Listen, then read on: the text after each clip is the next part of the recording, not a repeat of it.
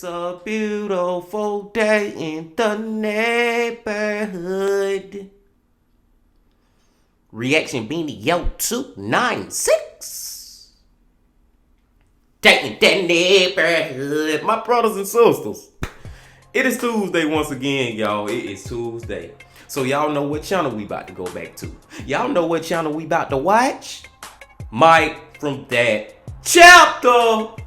That Chapter Tuesday, y'all. In the title of the video, Elusive Killer Tricked to Confess His Crimes. Rebecca Gould. Now, the thing that's sticking out to me with this title is, it says Elusive Killer.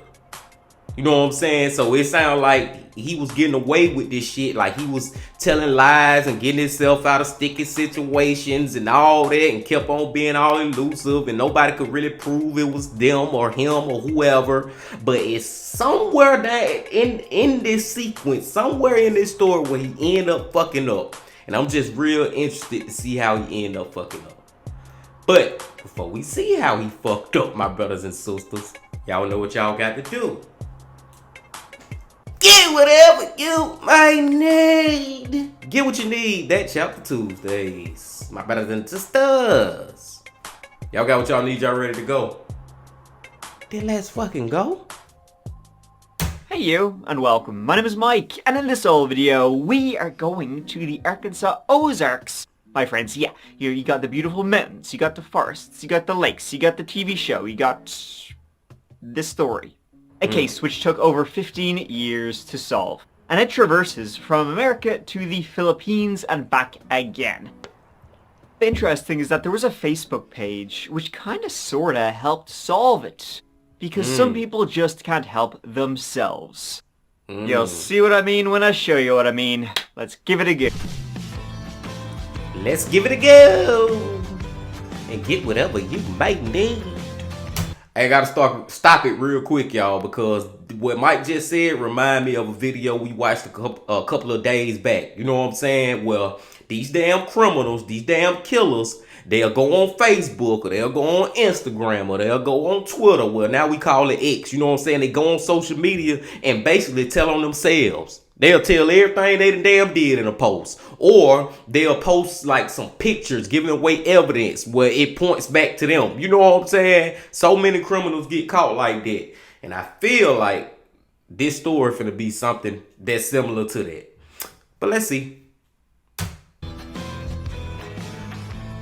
Our destination today is the town of Mountain View, Arkansas, the folk music capital of the world. Well, look at you as I take off the glasses I don't need. I mean, self-described though, so. It is known for, or you will now be knowing it is known for, its outdoor shit. You got the caves, the fishing, the trout, and a little less than 3,000 people live there.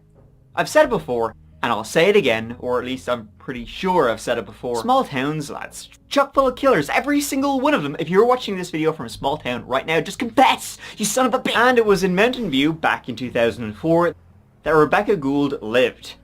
Had actually just transferred to Northwest Arkansas Community College in Bentonville, which is like 3 hours away.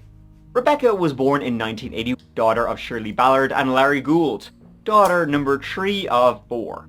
Her parents split when she was quite young, and it was a difficult one, which left her extremely close with her sisters, Gabrielle, Tiffany, and Danielle, and they would face the world together. Rebecca, fearless rebel, independent, really wasn't scared of anyone, would happily chat to everyone. No one who knocked on her door would frighten her. In 2004, at 22 years of age, Rebecca, she dreamed of attending the University of Arkansas, and so she was going to community college to get like the necessary classes just, you know, under her belt. However, as she would away, and how close she was with her sisters, they missed each other, and so it was in September 2004, just before the next semester was about to begin, that they all agreed, hey, let's go back, let's meet up back home, hang out. Now Rebecca would be staying with her on-again off-again boyfriend, Casey McCullough, who lived just outside of town. And that early autumn weekend, things were good. Excitement was in the air, as all the possibilities of a new semester lay before them. And so, it was on September 20th, a Monday, the sisters were all due to head back to school. Rebecca was in fact supposed to be the driver. They were all going to head back together. But she never showed up when they all agreed they would meet. She wasn't answering her phone. No one had seen her. Now initially it wasn't that surprising. Rebecca, just being Rebecca, she wasn't the most, we all have that person, we all know they're just not the most reliable, but you love them anyway. Well, it was the next day then, Tuesday the 21st, that the worry began. She was reported missing that day and a welfare check was requested. The first port of call was Casey McCullough, the on-again off-again fella. She was staying with him, and now she wasn't able to be contacted and was missing meetings with family. Police went to him first, not thinking a huge amount of it. He worked at the Sonic, fast food restaurant not too far away, and Casey said he hadn't seen her since yesterday. She had dropped him off for his shift, and then he hadn't seen her since. Do y'all believe him? Do y'all believe him? Because I'm already ready to convict him. I'm already ready to say, guilty, he's the one who did it. But I don't know, but it's definitely a possibility that it end up being him. A lot of times it do end up being a damn lover, the one who killed him. I don't know. This was at about 8:30 a.m. and she was gonna then head off, start packing up her stuff. She would collect him from work later that evening before meeting up with her sisters and driving back to school. But Casey said she never showed to pick him up when his shift ended, like around 4 p.m. He said he didn't know what happened. He'd been there, he'd been waiting for her, but he ended up meeting up with friends then that night and staying out all night, kind of going to the movies and partying with them, and he hadn't been home. So the police then were like, okay, well, let's go to your place then. If you haven't been there, maybe something. Now, he lived in like a little ramshackle shitbox in the town of Guyne, which is the kind of place where you don't even have time to figure out how to pronounce it before you're already through it. Damn. Outside his home was Rebecca's car. Inside, her purse was there, her things still remained. Inside the bedroom, the bedding had been stripped off to the mattress. The officer thought, interesting. And so he flipped the mattress, and he saw this. It looked like a lot of blood. The sheets were in fact in the washing machine, and blood was there too. And then you have Casey standing right there, right? Her on-again, off-again fella, her bugle. She was, on-again, off-again. She was leaving to go back to college. Maybe he wasn't too keen on that. The house was now a crime scene, and so yeah, Casey was questioned. When we got to Mountain View, we really actually drove around trying to figure out something to do, and then we decided to rent more movies. He said things had been quiet the night before, the night before the day he had last seen her. They had watched a movie together, and then sometime that evening his cousin Billy from Texas, had popped over, and they had chatted. After that, she looks out the window, and she sees somebody out in on the road, the dirt road, and I look out there, and I told her it was my cousin. How long did he stay? About 10-15 minutes tops. We just really talked about old times and stuff. They went to bed. The next morning she dropped him off, yada yada yada. Did you have anything to do with Rebecca's disappearance? No, sir. Did you in any way cause any harm to Rebecca? No, sir. Did you and Rebecca have any kind of a disagreement? No, other than the fact that she's trying to keep Hampton out before. Okay. That's the only disagreement y'all had that weekend? Yeah. He said, though, they should question another ex of hers, a Justin Gullett. I mean, the fact that there was already so much blood in the house led them to think something something violent had happened. But where was she? Had she run away? There was a suitcase missing from the house. Did she run away with this bad boy who, pops collar, smokes cigarettes? Justin and Rebecca were like star-crossed lovers, type of thing. Meant to be together. The ones that the one that got away, all that. Thing was, though, they couldn't get in touch with Justin either. So, had the two of them run away? Was the blood there just something? Well, it probably was something with all that blood. It was 2 days before Justin finally answered his phone and told them that he had been in the casino for the past while with his dad. He hadn't seen or talked to her. However, the hadn't seen or talked to her wouldn't last long. It was a week after she was last seen alive that her body was found. Damn. off a 35-foot embankment between the highway south of the town of Melbourne, 20 minutes from where the crime scene had been. The autopsy showed she'd been beaten to death. It was blunt force trauma. It wasn't possible to tell if she'd been sexually assaulted, but it was thought to be a strong possibility. A likely motive for murdering a young, pretty woman who was alone. So now they had a murder on their hands. A leg from the piano in the home was missing, which they thought could have been a weapon used to beat Rebecca to death. With her suitcase missing too, though, maybe somebody had tried to make it look like she'd run away, but they had left her car at the home, so... But all eyes were on Casey now, the last person to see her alive. And who even knows if his story was true, if she had dropped him off at work. What if he killed her before? And I ain't gonna lie, y'all. I'm at least 75% sure now. I'm 75-25. Well, 50-50 on it being Casey, the boyfriend. I'm about 75% sure that it's him now. I really want to go even higher because he got to explain how in the hell all this blood get in his bedroom on this damn mattress. And then why did you flip it over like you trying to hide the blood? Then why is the bloody sheets in the fucking washing machine? Like you trying to clean it. Who the fuck, time out.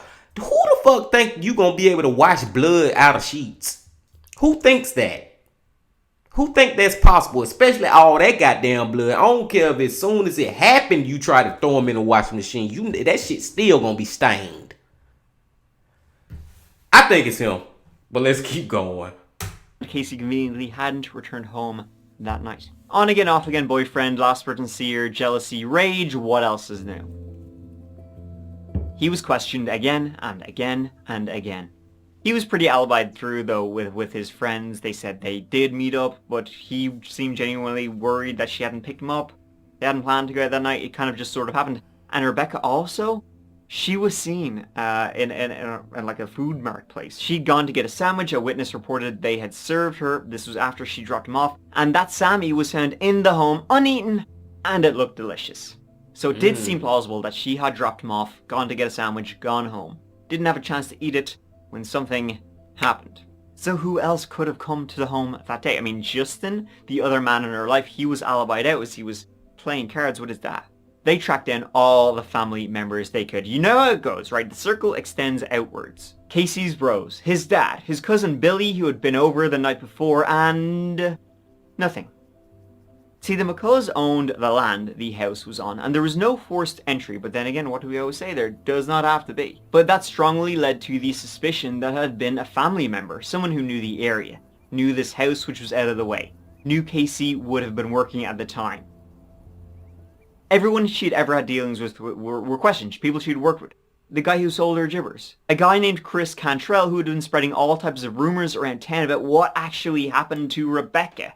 And he claimed to know a lot about what happened, but like nearly every fucking lead was full of shit and a dead end. 14 years ago, the body of missing 22-year-old Rebecca Gould was discovered here along the side of the road outside of Melbourne. She wasn't found where she was murdered. She had been transported somewhere else and literally dumped. Nothing was definitive in this mysterious murder other than rumors, hearsay, and hunches. And time marched on. Years, I'm talking. Detectives would come, take on the case, make no progress. Back into the drawer it went. It became cold, ice cold. Damn. Folks, what's the most annoying thing about cooking dinner? Well, first of all, deciding what you're... Might go on to the commercial now, but y'all, I was just sitting over here thinking then, just like, first of all, is it really him? You know what I'm saying? Like, I'm teetering, man. Like I said, I'm still about 75% sure it was Casey, but for that shit to go unsolved for 14 fucking years is just crazy, man. Like, did they do any DNA evidence or something? All that blood and shit. Then how did he have a car? Like, however she got transported to that bridge or wherever she was, her body was dumped. Like, y'all can't track no evidence or none of that. Like, I don't know, man. But another thing I'm thinking about is how in the hell is the killer, which we all think, well, I know I do, and I'm pretty sure a lot of y'all do out there, think that it's fucking Casey, the boyfriend. How he end up telling on himself after all these years? I don't know. But let's see. Now let's get back to it. So, where we left off. The case was cold, with no new leads coming in, and Chris Cantrell, he was arrested in 2018 for threatening Justin Gullett, former boyfriend of Rebecca. He was threatening him, saying he would kill Justin if he continued giving statements to the law about how Chris may have been involved in Rebecca's death. He got 8 years for threatening him, but it just goes to show how bad the finger pointing in this small town was about the mysterious murder of Rebecca Gould. And the longer it went on, the more dangerous these suspicions became. One of them, they believed, in this small town, was a cold-blooded killer. Podcasts were made, documentaries covered it, making outrageous claims, like maybe it was Santa Claus. Some said Casey even confessed to the murder. Others said, maybe somebody else confessed to the murder. A serial-type podcast called Hell and Gone examined this case, with a man contacting them saying Casey done did it. He was the one that beat the young girl to death and threw out the back of the truck. Well, he said it, he just lost it. He said next thing he knows, he's cleaning stuff up. He told me one night while he was drunk at a bar, or maybe it was someone else. Rumors were everywhere, but actual progress was nowhere. And people were re-interviewed. All of the McCulloughs. I mean, the belief that Casey had done it was not there. It was pretty much confirmed she was alive after she had dropped him off. But somebody close to him, sure. For sure. And Casey had a number of brothers and cousins. Thing is though, with all of this, and with the blood they found, which was confirmed to be Rebecca's, no other DNA or usable DNA was found. Damn. Obviously Casey's, but so many people have been coming and going through the house. They didn't have DNA of who they believed the killer was. And that's what I was asking earlier. It ain't no DNA that y'all can track, but I guess not. That's a tough one, though. It's tough, man, trying to figure out who the fuck did this. But I think it's Casey. One of the last people near the home was Billy Miller, Casey's cousin from Texas. Both Billy and Casey would give statements to the police, saying the night before Rebecca Gould disappeared, was believed to have been killed, he had popped over, and Billy and Casey, they had talked outside the house in the driveway, that Billy never went inside the house. But it is interesting he was at the house the night before. He was questioned and released over a decade before. And get this, in 2002, 2 years before the murder of Rebecca Gould, he was a suspect in a sexual assault on a minor. He wasn't charged in that one, but he was later arrested, but again not charged with forcible entry and assault against an ex-wife. Wow. There was more against him though than the others.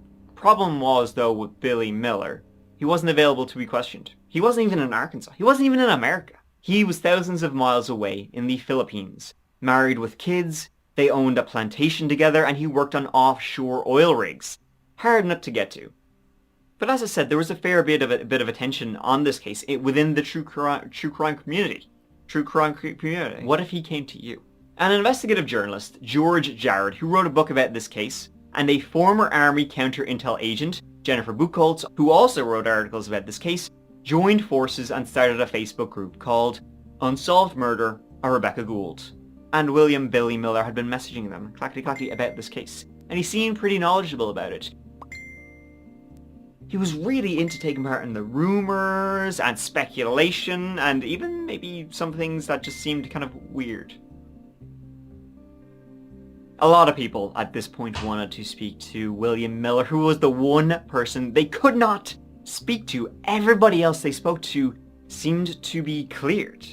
And even though, Billy had been cleared back in 2004 when Texas detectives caught up with him down where he was living, a lot could have changed since then. And who even knows what questions they asked them? Apparently the only report they had was one A4 page of shite. And it was just that pure shite.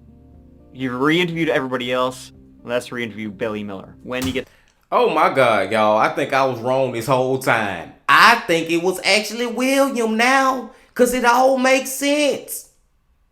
When Rebecca dropped Casey off at work, she came back to the house and William, for some reason, came back. Maybe he knew that Rebecca was going to drop him off. I don't know, man. But remember, he was over that bit for 10, 15 minutes. He had popped up. I believe he knew that Rebecca was at that house by herself and he was attracted to her. He went in there, sexually assaulted her, then killed her and dumped her body.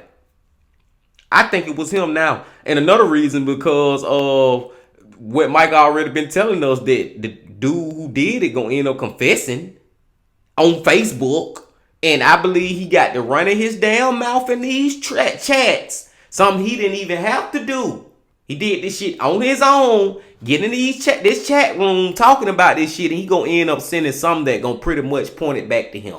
I believe it's him now. And I take everything back that I said about Casey, man. That's why I was like, man, I'm teetering, man. I was 75% sure with Casey, though. But that's why, yeah, I guess, like they say, you're innocent until proven guilty. And now I think William is guilty.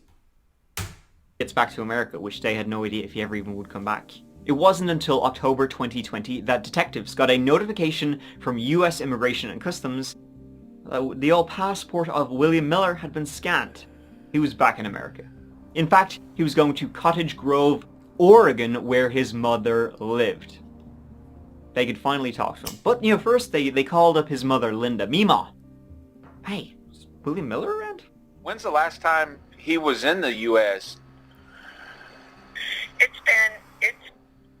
He came last. So the last time Billy made it home was sometime last year, or? I don't know. She lied for him. The police, though, knew he was there. And in the Cottage Grove police station, they questioned William Miller, who was now in his 40s, 16 years after Rebecca Gould was murdered. Billy, if you want to have a seat right there. Yes, sir. You can take that mask off if you want to. I'll sit over here and we'll try to stay 6 feet apart. Sure. And that kind of thing. So how's it going? Yeah, it's going all right. Yeah. Billy, perfectly innocent lad. He hadn't done a thing. How he was fucking shooting the shit. Yapping away so he was. He was having a grand time. Whatever you need. You're not being detained. You're free to go at any time. That door is not locked. I'm going to be honest with you and truthful with you on everything. Yeah, I did pop over that night, and he was sure to let them know that he had been in the house multiple times, and so, don't be surprised if you find my DNA there. Now, as I've already told you, the police had no DNA that was usable about who the suspect was, but they made sure as shit not to tell William that. We believe that we have the suspect's DNA on a piece of evidence that is very specific and very unique, and nobody else's DNA should be on it. If you ever make it back to Arkansas, maybe we could, get you to take a polygraph, because a bunch of people have taken polygraphs in that thing. What are your thoughts on that? No, I don't have no issue when I sat there and told them down in Texas, whatever you want, I'll give it to you. I don't have nothing to hide. Yeah.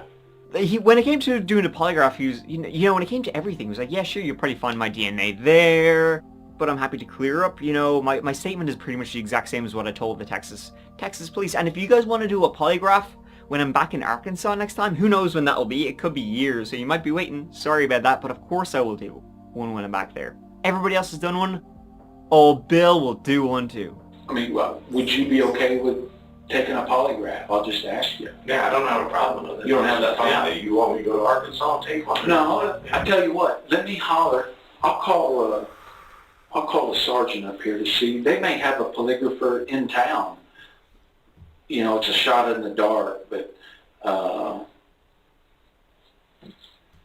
So what other questions you're going to ask me and all that stuff? Let me see if they got somebody, because I still have a lot more questions for you, but... Oh, wait, you want me... Got him. Got his motherfucking ass, bro. He thinking he can make up an excuse. Yeah, I'll take one, but by the time the next time I'm in Arkansas, no, we got one right here, right now, ready for your ass. Gotcha. Oh my God, that was good. Doing like now? Like now? Now? Like now. Right now? Now? Because then now. the detective did this. Just worth a shot.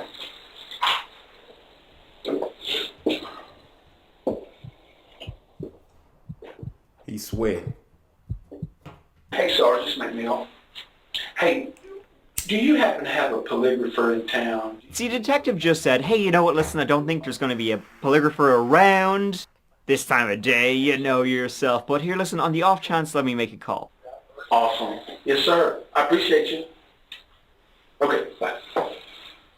Cool. Half an hour, man. Awesome. The detective knew full well there was a polygrapher waiting right outside the door. Yeah, that's a really good tool that we like to use, so I appreciate you. But it doesn't hold up in court, correct? Right, it can. That was when Billy started to get nervous. Past this, I'm just saying past this, then this is over with me, correct? Or is this going to be kind of dragging on where you're going to be, well, man, I'm just saying, I want to live my life, and then, I'm a suspect. No, I'm not saying you're a suspect. But my thing is that, okay, I'm here to clear my name, and, that, in my opinion, if somebody did this, then they wouldn't be here. They would be avoiding police. True, right? And I'm coming in here and all that stuff, and then, how I was kind of getting across, I'm like, am I a suspect? And that's what I was asking, and he said person of interest. Yeah, a person of interest. So that would be a suspect. I asked you questions about causing the death of Rebecca Gould in September of 2004. Do you intend to answer each question truthfully? Are you responsible for causing that woman's death? And he failed the polygraph. I think you did. I don't know. Okay. So the results on the exam of deception indicated, right? So as to the questions of did you, what do you mean by that? You failed the test. I failed the test. Yes. Now, polygraphs are largely bullshit, but can be used as supporting evidence at court if it's allowed, depending on if both parties agree, and also the state where the trial takes place. And it worked. We've talked about your DNA being at the crime scene, and you tried to give an explanation as to why your DNA would be at the crime scene. So yeah, lying. That's your truck. Okay? Biological evidence, Billy, lasts for decades. Because they said they found blood in his truck. They had not found blood in his truck. They did recover his truck from he had way back when. There was no blood in there. No blood in there at all, not Rebecca's blood. They lied. So that's 2 lies they had on him. We know what you did. But these police is finessing the shit out of this man. They finessing the shit out of him. It's like, because they know that if they tell him this, they can catch him with this. You know what I'm saying? And as soon as they tell him, it's like he just be stuck, a murderer stuck in a hard place. You know what I'm saying? Where they just got him cornered. That polygraph shit, I did have to chuckle a little bit. I wasn't chuckling. I'm chuckling at the fact of how these police just finessed the shit out of his ass, man. Got him. We know how it went down. We've got her blood in your floorboard. You tried to clean up best that you could, Billy. Don't drag your mom through this anymore. Billy's story changed. Oh yeah, he had been in the area the morning of the murder, hunting, and he saw people out there. Tell me. I did not kill her. Who did? Who did? I don't know who the people are. You went into the trailer. Yeah, I stepped into the trailer. What were these people doing? What did they say? They didn't. They took off. He saw blood. I said some masked men. Ooh, and then I, got some blood on me because I went into the house to investigate, blah, blah, blah. That's believable, right? What is interesting is that Billy wasn't under arrest. He could have walked out of the interview at any time. They didn't have any physical evidence tying him to the crime scene. I failed the polygraph, but that's toilet paper. He could have walked right out of that room, right onto a plane, going back to the Philippines, back to his Filipino wife, and his kids, and his banana plantation, and everything. His life he had back there. And I forgot all about that part too, y'all. I forgot about that. The beginning of the damn interview or interrogation, whatever you want to call it, the damn police did tell him that, hey man, you can leave whenever you want to. You're not being detained. You're not under arrest. Goddamn Billy ass should have been left that motherfucker. He shouldn't even took the polygraph. He should have been like, oh, you know what? I'm out. Get in contact with my lawyers, whatever. Even though I'm glad that he stayed. I'm glad this fucking murderer got caught. Don't get me wrong, but he could have seriously avoided this whole situation. But it was his time to get his ass caught. Any moment he could have walked out. Philippines does have an extradition treaty with the USA, but the police wouldn't have been able to get one. They didn't have blood in his truck. They didn't have his DNA in the house. They were shithousing him the entire way. Maybe he stayed for the same reason he was active in that Facebook group. He wanted to confess. He believed he was done for, his DNA was a gotcha. It wasn't anything but a lie he believed. And he believed it so much he confessed to what he did that morning. There isn't anything about this that you forgot. I know that because I've been doing this a long time. I'm just going to tell you that I did it. I did it. I'm sorry for what I did. You got to tell me how it went down. I'm just going to tell you that I kind of blocked it out of my mind in a way to survive. Where did it happen? You have to tell me these things. If you got evidence on me, you should know. I do. Listen, man. I'm telling you, I'm confessing to you. I'm telling you that I did it. What'd you do? Arrest me. What'd you do? Arrest me. What'd you saying that you said that I killed her, her blood and all that stuff is in there.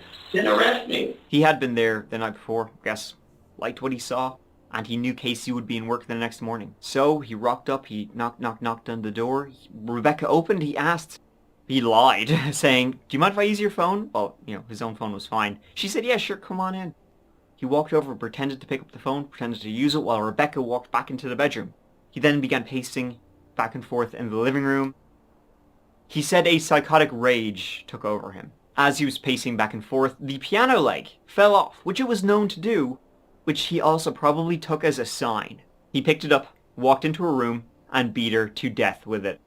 Crazy. After he murdered her, he wrapped her body in bedding and put her in his truck. He cleaned up the scene a little, gathered a suitcase to make it look like she had ran away, then drove and dumped her body off the highway in an area he knew. He'd gone to high school in Melbourne. Why? It was like a light switch that just went off, and I don't know, it just was like angry or just kind of, I don't know. But she made fun of you? No, she didn't. I just went in there and it was like, bam, bam, bam, and that was it, and I freaked out. It was always thought to be sexually motivated, but no. Billy said he didn't anyway. He just felt the urge to kill. Billy, and I'm sorry for what I've done. I know what I did was wrong. And I need to pay for what I did. Whoo. And so he followed that urge, which someone he knew, she was like 100 pounds, would be pretty defenseless against them. Billy was charged with first-degree murder. He was extradited back to Arkansas and pleaded not guilty there. Which actually could have worked, because during the interview he was not read his full Miranda rights. One of the detectives started asking it but got distracted midway, didn't finish it. You have the right to talk to a lawyer, to have him or her present with you while you're being questioned. You understand that? Yeah, it's okay. So do you think I need to get a lawyer? I can't give you that advice. I'm not a lawyer, right? So the whole thing came before a judge who eventually did rule the confession admissible. Facing the barrel, Billy took a plea deal and was given 40 years in prison for the murder of Rebecca Gould. Though because of that whole kind of her Miranda rights shenanigans, he will likely appeal. Who knows how successful he will be. And there you have it. Some great work done, and some lies to the suspect. In this case, clearly it worked, but what if the suspect was innocent? That's how you get false confessions, so the ethics here don't kind of really sit right with me about how they solved it. But the right man was put away, Rebecca Gould finally got justice, and that's what matters. Whether it be through tips from a Facebook page that he was commenting on a lot, or through just plain old lying to him, doesn't matter. The right man is behind bars, unless it was a false confession. I don't think it was. For the record, they got the right guy. I guess, the lesson here is, and I don't know if you should kind of take it, is don't believe the police, because they will lie to you. Wow, first time we've heard this one. But if you did kill someone, do believe the police, because, like this one, it'll be solved. So, I guess I'll leave the message up to you in this one. Thank you so much for watching. I really appreciate you being here with me. Watching these old videos, it means a lot. I really gotta kind of take off these glasses because I don't need them anymore, but I feel like this is part of my look, so I'm gonna keep them for now. I'll have to transition out of it. But you know what? who cares? I'll see you real soon in the next little video. Check out the links down below as always for, all the stuff. Yeah, take care. Because I love you. Mike out.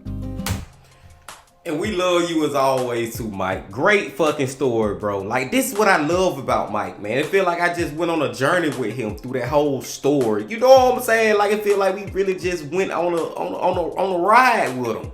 But I'm gonna tell y'all what I think real quick, my brothers and sisters. I'm gonna try to take it a little deeper than just the surface. I think William, aka Billy, the whole time, well, I ain't gonna say the whole time, but for years, he been wanting to confess this shit. He been wanting to get caught. He been knew that what he had did was wrong, and it had been eating at him for all these years, for 16 years. Every day he wake up, it was bothering the shit out of him. I feel like that's why he was going in these Facebook groups, and that's why he gravitated to going in that police station and having that interrogation. You know what I'm saying? Even though all this time he denying it, but he's subconsciously telling on himself without telling on himself because his inner soul wanted to do it so much. You know what I'm saying? And I don't even know if I can agree with the police actually lying to him to get him to confess. The police really finessed the shit out of him. They lied about the polygraph shit, and that was golden. That was golden. That man had no idea they were gonna have a polygraph there. You know what I'm saying? And what else they lied about? Having the DNA in the car and in the truck and all that. They lied like a motherfucker. They were capping, but that capping got his ass to rapping, and he told on himself like a motherfucker. So that go back to what Mike was saying. The right man got caught. The right man got caught. The right man come to justice. But it was just crazy, man, because I don't think the dude really like, he knew what he was doing. I'm talking about as far as confessing. Well, not even confessing, but just being involved with it. Like, he could have avoided all this shit, man. He living in a whole nother country. It's like he brought himself back into this situation. Like, he just gravitated towards it because the shit was eating him up inside. It was a great video from my boy Mike from that chapter, man. That's why I love this dude, my brothers and sisters. And I love y'all too. And I appreciate y'all coming on back. Once again, I hope y'all hit that like button, comment, subscribe, and do all that. Because I believe I'm putting out videos every day. And until I see y'all tomorrow, my brothers and sisters, love, peace, and happiness. Stay safe. Don't stop. Keep going. Yeah.